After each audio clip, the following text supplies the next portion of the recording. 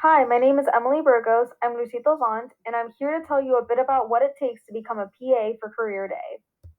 As Ty Lopez said in his terrible YouTube series, knowledge.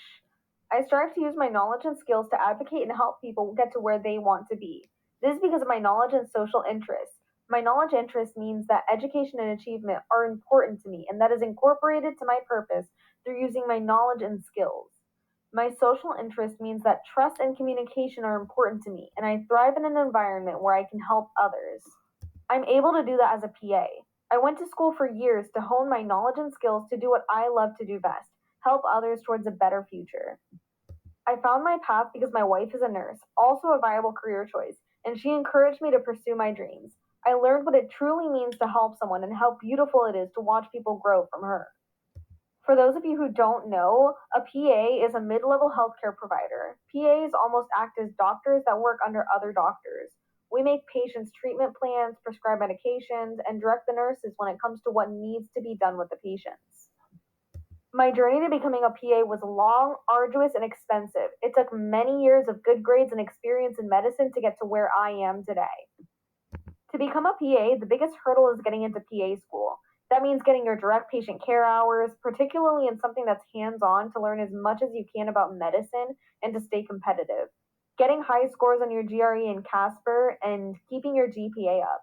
Making sure that you take a lot of science classes all before you even apply. You will need to have your bachelor's degree before going to PA school. I'm a very hands on person and I love to get down and dirty with helping.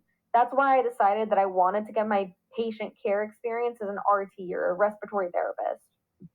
The first step in my journey was to get a job in healthcare. I needed to get my foot in the door and get my references in order. I got a job as a unit secretary and used the scholarship that I got through work to pay for my AS degree in respiratory care and my AA in general studies at Valencia. After 2 years, I got my AS degree, and to become a fully fledged RT, I took and passed the therapist multiple choice, the TMC, and the clinical simulation exam, the CSE, in order to get my registered respiratory therapist license, my RRT. To make sure that I had my ducks in a row while at Valencia, with the help of my advisors and my SLS professor, I was able to choose my classes carefully and align my work and school schedules. As I was working as an RT, I went to UCF and earned my bachelor's degree in biochemistry. This got me the prerequisite classes that I needed to apply for PA school. In my last year at UCF, I took my GRE in Casper and sent my applications for PA school in, hoping to get into UF. After acceptance and admission to the PA school at UF, I went through rigorous didactic and clinical training to prepare myself for the Physician Assistant National Certifying Exam, or PANCE for short. When I passed that, my journey to becoming a PA was not over. I still had to go through 2 years of residency to be able to practice. Overall, all of the certifications, licenses, and degrees I have are my AS, my AA, my BLS, ACLS, BS, and PAC. While not nearly as expensive as trying to become a doctor, you have to be willing to put in the effort financially to be a PA. My employer spent approximately 16K for books and tuition for my AA and AS degrees at Valencia, and they gave me 5K a year towards my bachelor's degree. My bachelor's degree was approximately 45K, and to pay for it, I sent as many applications for scholarships as I could and prayed for the future. For PA school, I took out approximately 100K in student loans because the options for scholarships and grants were scarce. Overall, I believe I spent about 170K on just my education.